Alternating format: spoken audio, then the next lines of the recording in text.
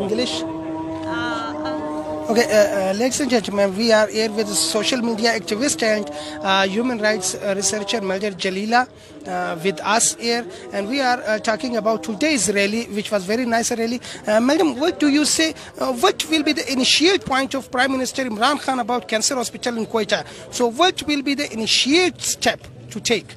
Actually, Mr. Imran Khan promised before election that he is going to establish a cancer hospital for the people of Balochistan because it's very expensive to afford for the poor people of Balochistan to reach out to Karachi. For me, I think Mr. Imran Khan first of all fulfilled his promise and he announced for the cancer hospital in Balochistan wherever Sardar Akhtar Jan Mengal has offered his land for the hospital. I think that Imran Khan should establish it and fulfill his promise. It's the first thing that he has to do. Okay, thank you. I have talked to some students.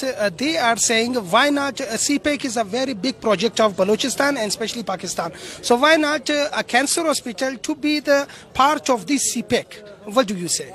Actually, talking about CPEC is a taboo in Balochistan, but still we have to discuss it because we are living here, we are human beings.